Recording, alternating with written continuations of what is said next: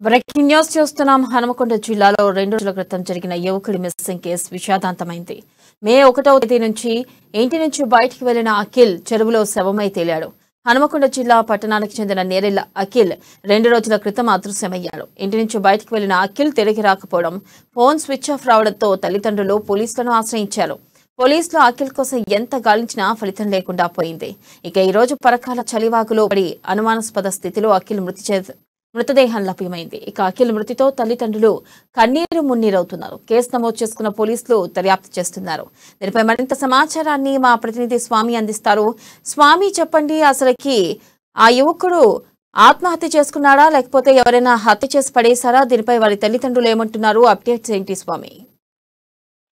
వెన్నెల హన్మకొండ జిల్లాలోని దారుణం చోటు చేసుకుందని చెప్పుకోవచ్చు. చేతికొచ్చిన కొడుకు చలివాగులో మృతదేహం విఘాత జీవిగా పడటంతో కూడా పరకాల పట్టణంతో విషాద ఛాయలు అలుముకున్నాయని చెప్పుకోవచ్చు.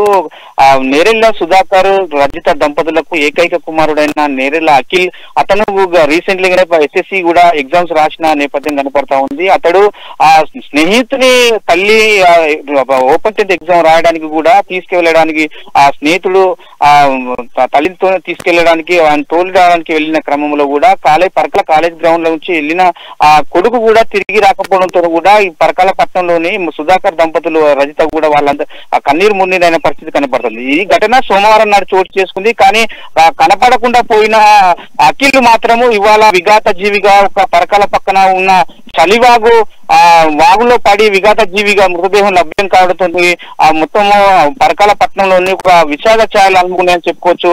మొత్తానికి పోలీస్ స్టేషన్ లో ఒక మిస్సింగ్ కేసు నమోదు చేసినప్పుడు కూడా పోలీసులు దర్యాప్తు చేస్తున్నప్పుడు కూడా ఇవాళ చలివాగుల మృతదేహాన్ని మాత్రం పోలీసులు మాత్రం పోస్ట్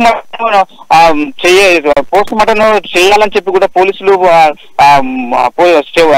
డెడ్ బాడీని తీసుకుపోయిన పరిస్థితి కనపడతా ఉంది. మొత్తానికి చూసుకుంటే కూడా మిస్సింగ్ కేసు నమోదు చేసినప్పటికీ కూడా ఈ అసలు అఖిల్ అనే యువకుడు ఎలా చనిపోయాడు, అసలు అతన్ని ఏమన్నా మర్డర్ చేసి అక్కడ వేశారా, లేకపోతే కుటుంబ కలహాలతోని కుటుంబ తల్లిదండ్రులతోని గొడవపడి ఆత్మహత్య చేసుకున్నారని చెప్పి కూడా కోణంలో కూడా పోలీసులు మాత్రం దర్యాప్తు చేస్తున్న నేపథ్యం కనపడతా ఉంది. మొత్తానికి అక్కడ చూసుకుంటే స్థానిక పోలీసుల సమాచారం కొరకు కూడా మరి వేచి చేయాల్సిన పరిస్థితి కనపడుతుంది. వెన్నెల. రైట్ స్వామి, థ్యాంక్ యూ.